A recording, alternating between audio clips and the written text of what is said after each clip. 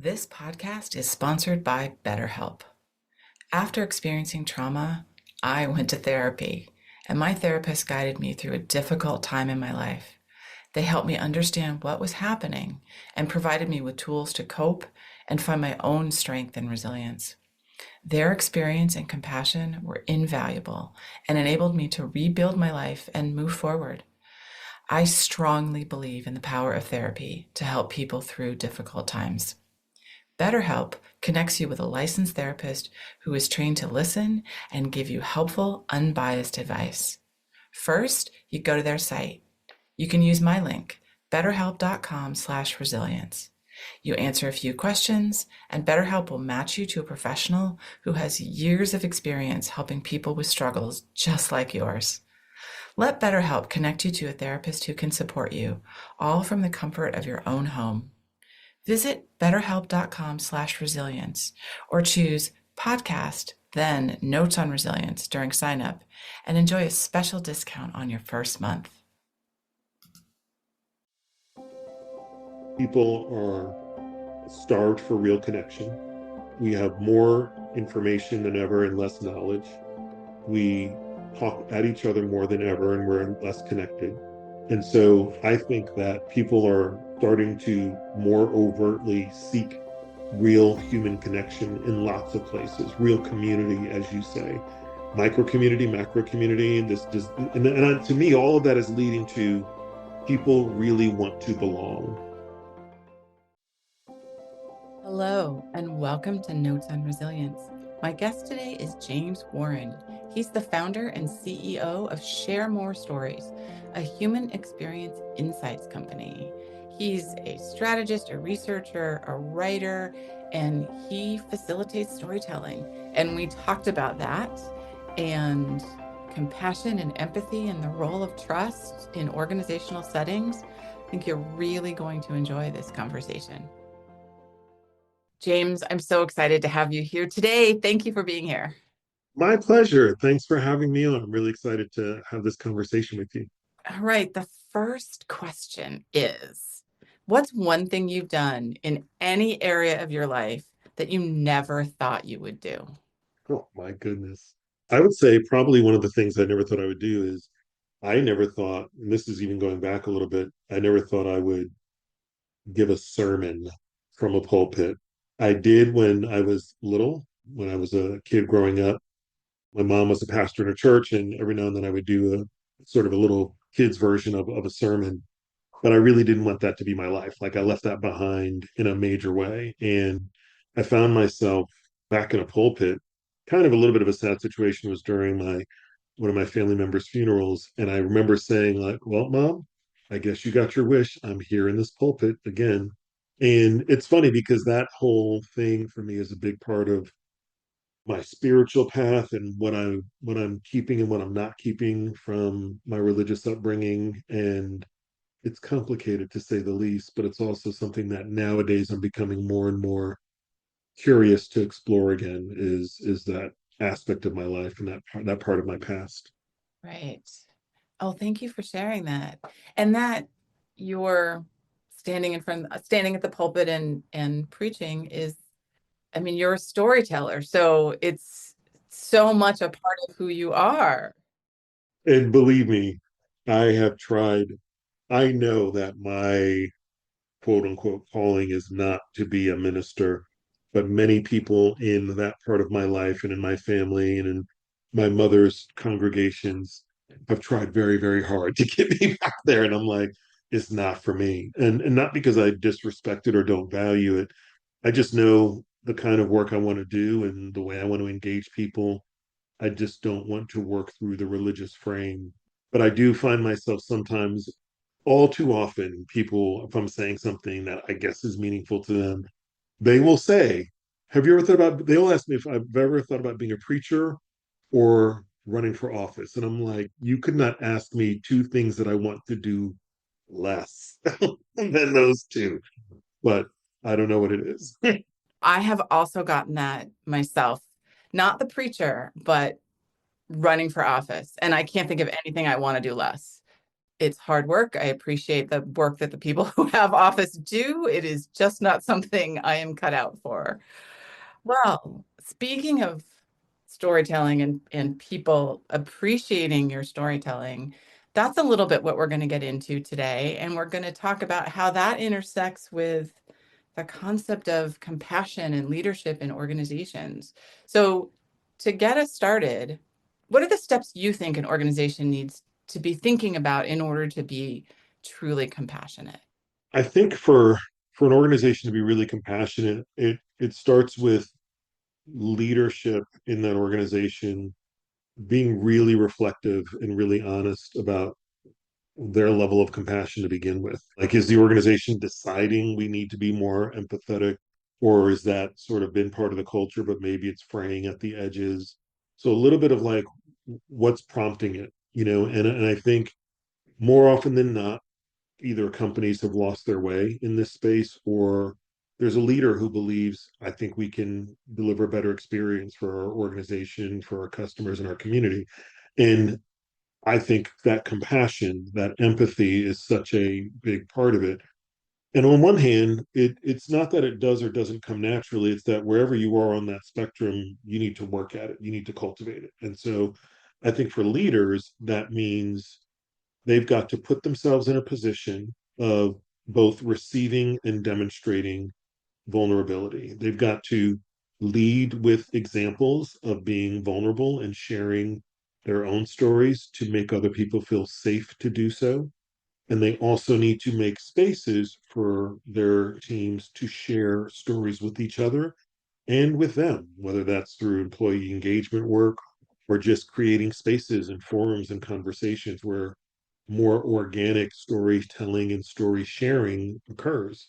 I think that the leader has to make a commitment and then demonstrate that in order to create more space in the culture for that to happen more consistently and more intentionally. I love that word intentionally. I think, as you say, whether it's a core value and it's fraying, or it's a core value and somehow has never been communicated, or a company realizes, oh, we've never really explicitly said this, let's say it. It's all about being intentional. Now, you mentioned, no surprise, leaders telling their stories and allowing other people to tell their stories. Why are stories so important and why are they so powerful in a context like this? I think they're powerful for a few reasons. One, I always go back to this very basic and fundamental truth that stories are really the not currency, but they are the lifeblood of the human experience. They carry us through, they teach us, they remind us, they help us avoid danger, they help us go towards safety, and they ladder us up. We go from navigating the basics of life of food, clothing, and shelter, all the way up to being feeling like we're part of something much bigger than ourselves. And everywhere in that spectrum of needs, stories are present. And so I think they are the companions, if you will, of the lived human experience. They help us make sense of it. And I think for a leader that embraces stories is typically opening themselves up to at least two or three benefits. One is they are going to really become a stronger leader themselves because they'll become more self-aware. They will become more empathetic through the connection that stories offer. And that's because our brains are wired for story. When we share stories with each other, that empathy we talked about gets activated. And then the third area is stories are great for learning. They just help us make sense of not just our own experiences, but maybe the collective. And that's the insight, the wisdom that comes from a story. And that is not just for organizations. We do that in our families, right? We do that as children when we hear these quote unquote bedtime stories or nursery rhymes or tales, there's a phrase, the moral of the story, and the moral is the lesson. And so I think that stories matter for that self growth, that self reflection. They matter for really connecting people across, especially across differences. And they also matter for learning and insight. When we're sharing stories, especially personal stories, there's an element of vulnerability and there's an element of trust. Can someone get a value from stories if they don't feel safe to share their own story? Wow, that's a beautiful question. And I think I would say cautiously, yes, they can get some value. I think our relationship, as I learned, there's the storytelling process has three components. There's the teller, the listener, and the story itself. And so at our best, all three of those are really, really activated. But there's times when maybe I'm not feeling safe and vulnerable and I need somebody to share their story to bring me in. And that opens me up to be more vulnerable and more courageous. And there's times when I may be not thinking that anybody can relate to my experience and therefore I'm not feeling connected, but I share. And then somebody is like, I totally can relate to that. And now I feel connected. And so I think there's times when my empathy is very activated and I'm in really, really good listening mode and helping others share. There's times when I need other people's empathy and I'm searching connection. And so I think there's times when we can approach those moments not being fully, for lack of a better word, ready or prepared for it or fully wanting to do it. But if we give ourselves the gift of that opportunity, even a little bit, and say, let me see what's kind of around this corner, then we get a lot of benefit from it. And I think that's the beauty of story. It's progressive. I don't have to sign up for my life story all at once. I can start with small stories and work my way into a place of deeper vulnerability and trust and courage. That makes me think. I share my story, my experience, and the number of people who come up to me afterwards and feel that they can share a little bit of what's going on in their own lives. And early on, honestly, I didn't fully understand. I had to come to realize, oh, I'm sharing something personal and vulnerable, and they're feeling like here is someone safe I can share my story with. And once I realized that, I don't quite know how to say this, listened with a heightened level of respect for them, that they actually felt safe to talk to me. I think that what you just described is that beautiful sort of alchemy, if you will, like this transformation that happens when we share is we both just start rising in our empathy and our desire to not only be heard, but to hear. I think sometimes people approach a situation where they are really feeling unheard. And when they're feeling unheard, they they are yearning a way to be heard.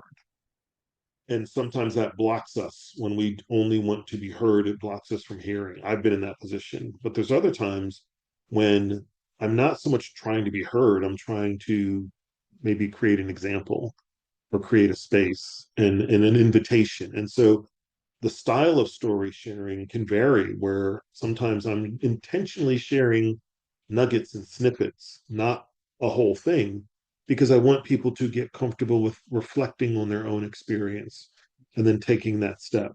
And that's the most gratifying part of it to me. It's what Maya Angelou said, and for me, this foundational statement that there's no greater agony than bearing an untold story inside of you. And I think that is the human condition. I think we walk around with stories because we have experiences and memories, and some of them are traumatic and it's hard to get them out, and we're carrying them in. And some of them are extremely exciting. And we're like, I need somebody to tell. Who can I tell this to? And there's nobody here. Both of those are a form of agony, keeping a story inside you that you want to tell. It's hard. Yes. And I appreciate you mentioned just the concept of voice. I know someone who makes sure to remind us we all have a voice. We may not all be listened to, but we all have that voice, and it is important to continue to tell our stories, especially if you're not being listened to. You need to find the people who are going to be able to. And that is a special kind of agony as well, when you've got a story and it feels like the world or your organization or your boss or this person just isn't open to it. Yes. That feeling, I think, is what I encountered early in the journey of helping people tell their stories, especially in the context of organizations, because you would often be brought into a situation where maybe there wasn't a lot of trust to begin with. And so people have lots of questions around, like, I don't feel heard, but I also don't know if I trust what will happen when I am heard. And so that is just a really challenging and delicate thing to navigate. And as somebody maybe facilitating that process, it's one thing. But what you're really trying to do is help that leader understand this is the environment that you have. It's not just what people are telling you, it's also what they can't tell you or won't tell you. And that's probably a lot of what you really need to know. And so you can't get there from 0 to 60 overnight. You've got to build trust over time. You've got to create space and intention so that people will not just do it, but will trust it. And that's why I keep coming back to, part of sometimes we will find somebody wants to understand what their organization feels and thinks and is experiencing, and we will quickly realize we have to start with you. We have to start with what you're feeling and experiencing. And they'll say, well, no, it doesn't matter what I'm like, it's about the organization. I'm like, are you not part of your organization?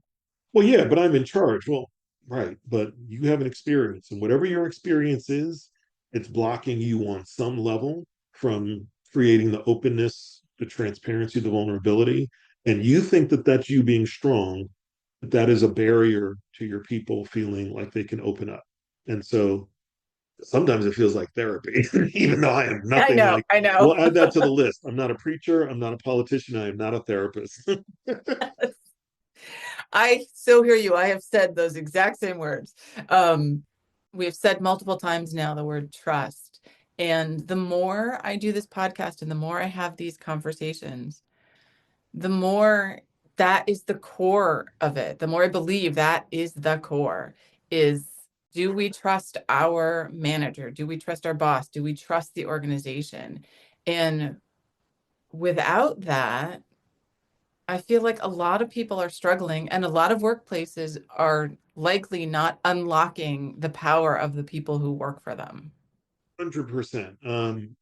I've seen both where exactly the scenario you described is true, and I've also seen the positive version of that, where that higher level of trust is engendering a stronger, more connected culture, more collaborative, more open, where conflict is not a problem. Conflict, there's plenty of versions of healthy conflict. And when you have a low trust environment, there's either an absence of conflict in a productive way, or all of the conflict is just negative. You know what I mean? Like there's no working through it. There's a lot of pretending that everything is fine and then exploding on people when it's not. And I think we're in an era where people are so overwhelmed by life and work, that work used to hold such tremendous meaning for lots of people, maybe not everybody, but a lot of people. I think people have been reassessing their relationship to work. And clearly, companies have been reassessing their relationships to employees. And so I think as that continues to play out, I think the smart leader is thinking ahead like the dust of this will settle. And if we emerge, we're going to have to not only maintain, but probably build trust. But if we start doing that now, if we start creating a culture that is built on trust, we really might be truly the preferred destination. And I struggle so many times when people get this in the external sense of what they need to do for their consumer to trust the brand, and they don't make the connection that you should do the exact same thing inside your organization. And they really see these as two separate things that really don't relate to each other or hold equal priority to them. And that blows my mind.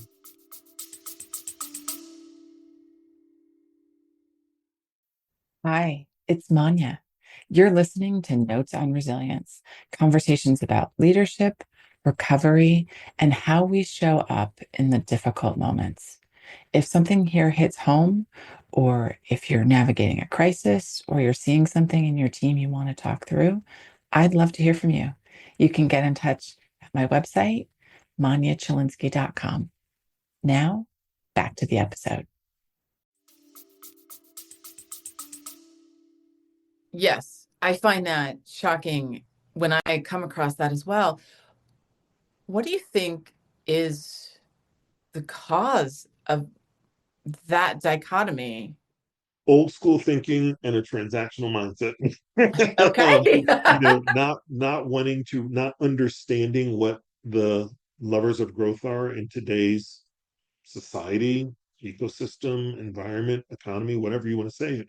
Because I think we're saturated, right? There's so much that we have choices to consume. We have to find ways to differentiate. And experiences are becoming shorthand for how we differentiate. because what we're really saying is you're not buying this product, you're buying the way this product makes you feel. And I think the same is true inside the organization. I'm not here to just do a job and collect a check. I mean, I can, but I would prefer to work at a place that when I leave work, I feel good about what I did, even if I feel tired. I feel a sense of achievement, a sense of being valued for what I do. And I think that some companies think that that is truly the expense and not the investment. I think it's the other way around. If you want that, if you want that kind of outcome with your customers and the brand to be strong, you got to do it from the inside out. And I think so for me, leaders who do that transactionally, it goes back to your point about trust. They're see-through and it becomes very, very clear that what they said they were going to do was a circumstantial commitment instead of a deep-seated belief and value. But I think that that is changing over time. I'm under any illusions that all of a sudden the business world will ditch its current focus on outcome metrics in favor of creating better human experiences for people everywhere. But we know some are, and we know that those companies continue to do more and do better. And I just think people in general society, workforces, etc., are demanding more and more of that. They're demanding it loudly in some cases, quietly in others. They're showing it in their level of engagement with the company, with the brand. And so I think, again, the smart money would be on go to the future, anticipate what people want and need, and they want to be in places where they feel valued and appreciated for the work they do. And as a leader, you see that as a calculation instead of a commitment, you're probably doing it wrong. Yes, and more, many people are looking at the workplace as a community. I mean, I talk about it, whether you want it to be or not, it is a community, but I think people are more and more seeking out that sense of community from workplaces that we might not be getting in some other places. That's big because I think that's true on a lot of levels. I think that people are starved for real connection. We have more information than ever and less knowledge. We talk at each other more than ever and we're less connected. And so I think that people are starting to more overtly seek real human connection in lots of places, real community, as you say, micro community, macro community. This does, and to me, all of that is leading to people really want to belong. I think everybody has a deep seated need to belong. I think it's varies in people's priorities, but I think we all need that on some level because we're generally meant to be social creatures that are interdependent on one another. And so I think you're right. That for me, that macro belief is migrating into the workplace. I don't think every person wants to blend their personal and work lives, but they want to have their say in that.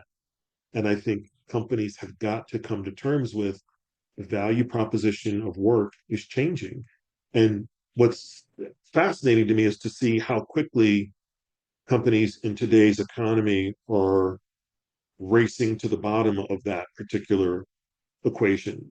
The relationship, they want more and more from employees, and they're offering less and less certainty and less community. And it's like, this one of these things is not adding up. The ledger is out of balance. It's not going to work that long. Yes. I'm glad you brought that up. It feels we're sort of stuck in that command and control and the that transactional model. And how do you think we are doing in terms of training leaders to think this way? What are we missing? How are we letting them down? I love this. I see this at work in an organization today, which is it always starts with it's kind of like a good story. It starts in the middle of things, right? So it starts with a leader that's already committed to that. Sometimes they got there because they cared about it or because somebody taught them or mentored them, but they're there now. They're in a leadership position, and that leader has a exponentially outsized impact when they choose to lead this way, when they choose to value the human. And they start to realize it really isn't an either or. If I'm in business, I can be in business and make money and care about people. It really is not these two things that cannot be reconciled.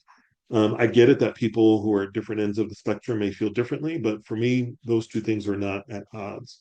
And so, if the leader can sort of by chance become that person, then the question is, like you said, what are the skills and the experiences that we need to intentionally deliver future leaders so that they cultivate that the raw intention, the raw instinct for that, if they have it, and they train it and increase it over time. I don't know that you can make a without that person going through a lot. I think it's hard to go from being a fundamentally self-centered or transactional person into somebody who prioritizes the needs and experiences of others. It kind of goes back to how your mama raised you kind of thing, but I also think there's a lot of different styles in that sometimes get confused for they don't care because they don't act this way. Maybe they do. They're wired a little differently. I know people who are very and they will tell you I am empathetic at the collective level. I struggle with individual empathy because that's just their personality. And when you press them on it, they don't not care about people individually. They just struggle with how to connect. And so then it's like, well, how do we give skills to people who either are individually empathetic and need to learn how to do that for an organization where sometimes there's trade offs and what this person needs and what this person needs are at odds and you have to navigate those, or people who don't know how to connect individually but care about the whole. How do you help them pull that down a little bit? So I do think I don't think we've done the best job over the last 25, 30, 40 years, but I think the generations entering the workforce today are demanding that. I think that I do see in academia, particularly in some of the B school environments and some of the interdisciplinary environments, I see curricula being developed that thinks about all of these aspects of the human experience and what leaders need to know and do in order to be effective. So I think it's changing gradually, but I do think in the business side of it, if it's marketplace driven, it's going to take leaders who have that conviction and say, I believe this is the right way to run a business, the right way to lead an organization, and doing it. Because when they say that that's their conviction, it shifts the expectation for what they are and what success looks like. They attract the people they need. Frankly, they repel the people they don't, and then they move forward with more alignment. Wow, thank you for that. James, I could talk to you for about 3 more hours. We are getting close to the end of our time, and you and I are just going to have to plan another time to chat. But before we end, can you please share with our listeners a little bit more about yourself and what you do and how they can reach you? Well, thanks for that. Yeah, I consider myself a storyteller, a researcher, and a strategist. I also consider myself a an aspiring. People say, "Well, you're not aspiring, you're doing it," but I consider myself a writer who's an aspiring author because I guess I still reserve the title author for a writer of books, but maybe that's my old school thinking. And what I do is I lead the team at Share More Stories, which is a human experience insights company. So we use storytelling and technology to help organizations do kind of what we were talking about, better understand and connect with the experiences of the people that I believe the leader serves, which is their employees, their customers, and their community stakeholders. So we do a lot of work in both the for-profit and not-for-profit sector, helping primarily leaders and executive teams who want to improve employee experience, employee engagement, customer experience, to do that through stories, to do that by listening to their stories, understanding their experiences, and then kind of going through a process to develop solutions to make them better. So that's what I do. And I'm really lucky I get to do it. That's for that to be my day job is pretty cool. Thank you, because that is such important work. So I definitely appreciate that. And thank you for being here. I've enjoyed our conversation. Looking forward to the next time you and I chat. Absolutely. Thank you to our listeners. Appreciate you listening to this episode of Notes on Resilience, and we will catch you on the next episode.